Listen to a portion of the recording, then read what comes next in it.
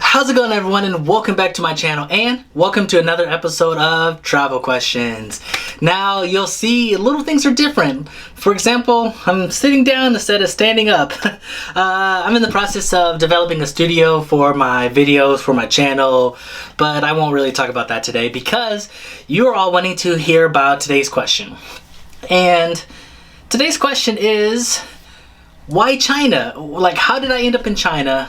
Why did I pick China?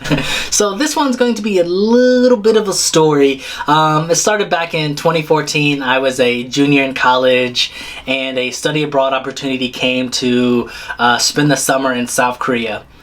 Now, I'm not gonna lie, I was being really ignorant back then. I made a lot of jokes about why I shouldn't go to South Korea.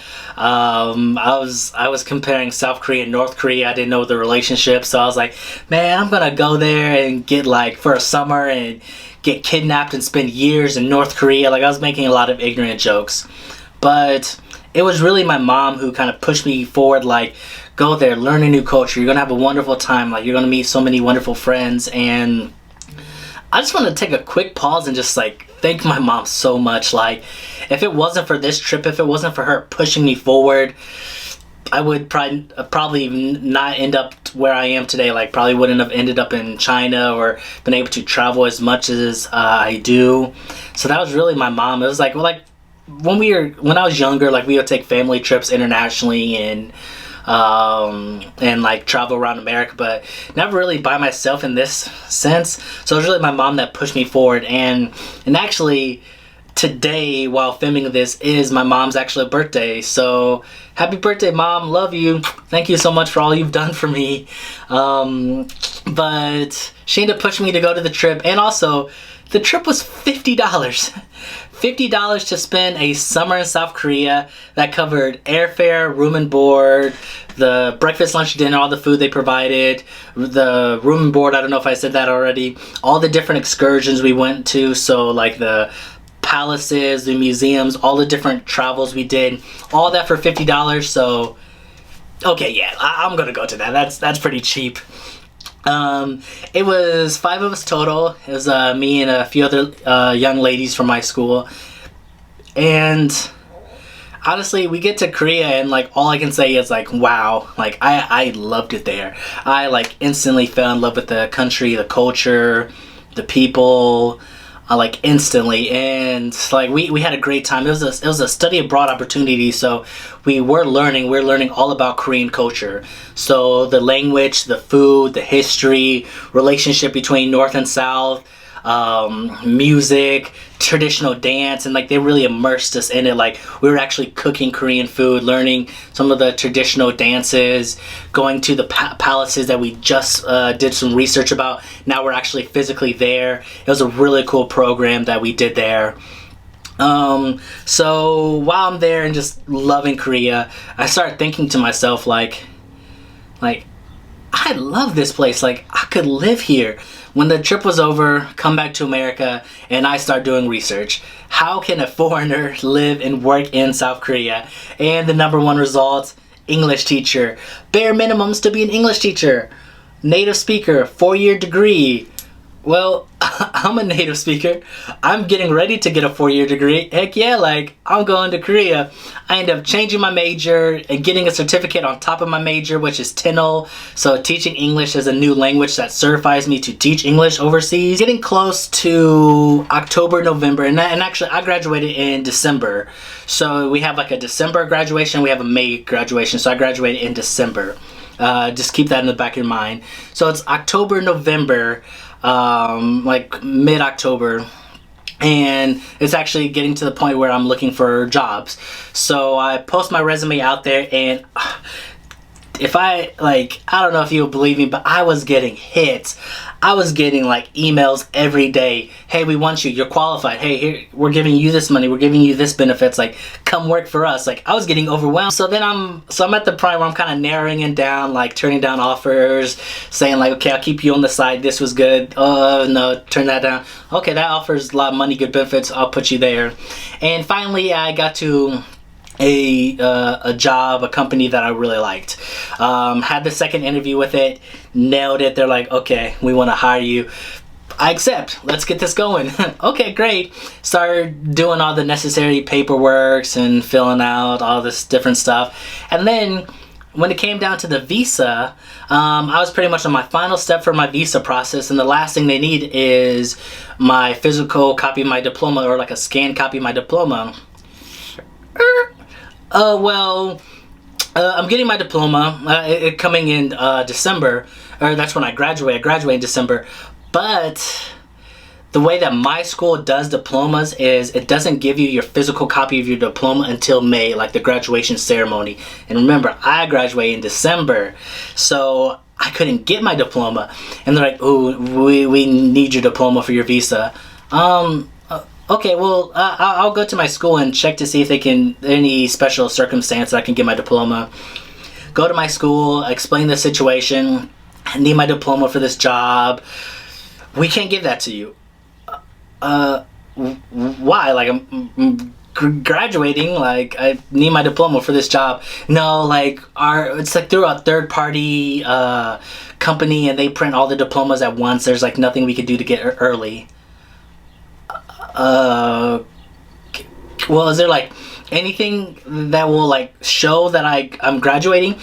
Sure, we'll print your like unofficial transcript, and we'll have the dean sign this, and we'll have this like verified by the state. And okay, I had like documents that said like he's graduating, and brought this to the Korean recruiter, and they're like, sorry, that we can't use this to get your visa. Like without your documentation, you'd be working here illegally, and we can't do that.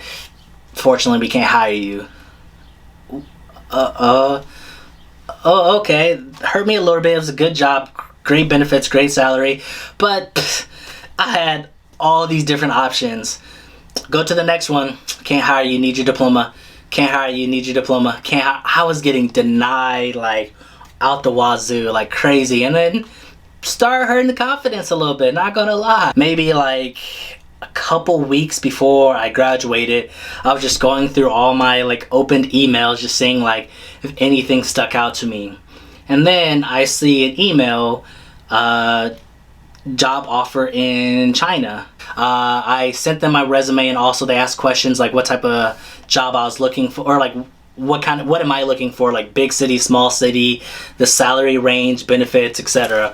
So I typed in a few things, and I did this like midday, maybe like 4 o'clock or something like that. Later that like afternoon, that same day, like maybe 10 p.m. or something like that, I get an email back from them. Hey, based off your qualifications and what you're looking for, we have 3 particular jobs that would be interested in you. Like, oh, that was quick. One was in Shanghai, which we're all familiar with Shanghai, hopefully. The other was in a random city, really small, that I completely forgot about it. And then the other city is in Weifeng. So when I googled that middle city, that city that I didn't know anything about, Google did not sell me on that city. Like, it like showed me like pictures of jungle and like didn't look developed or anything like this, which is nothing that I asked for. So I was like, I'm just gonna go ahead and eliminate that. So then it was Shanghai and Weifeng. Shanghai, obviously I knew that. I was like, okay, like Shanghai is leaning towards it, but then I started looking at kind of what they offer, and they offered more money than Weifeng did, but they didn't provide certain things, like they didn't provide housing for me. And I was like, my first time living abroad, kind of going to another country that I don't speak the language, I kind of want certain things provided for me, like housing. I don't want to go there and just like not have anything lined up. I don't want to get like scammed or anything like that. So that was kind of out of the question, but I was like, let me just interview with the city, Weifeng.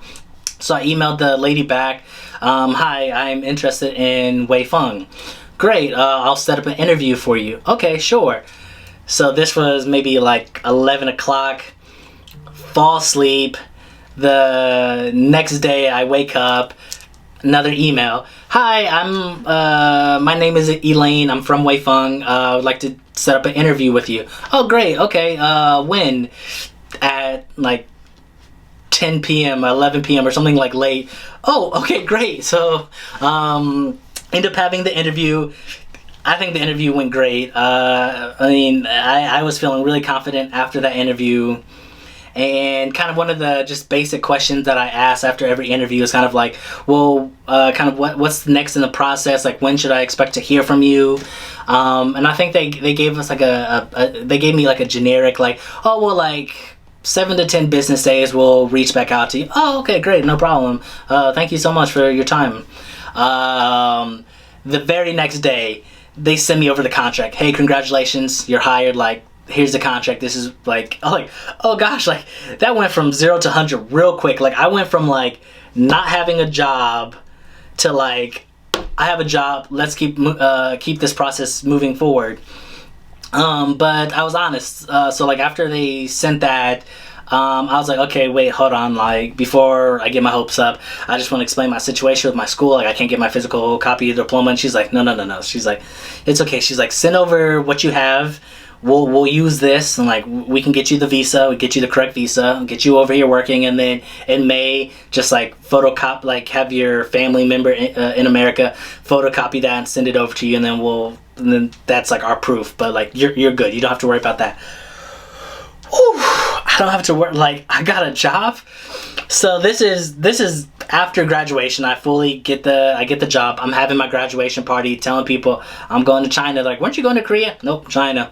So this is December. January, I'm finishing my visa process, going to Chicago to the Chinese consulate office, physically being there, taking passport photos, all that stuff. And then first week of February, I'm in China. So I went from December, like mid-December, not having a job, to having a job, accepting a job, doing the visa process in China, in like a month and a half. And that's how I ended up in China.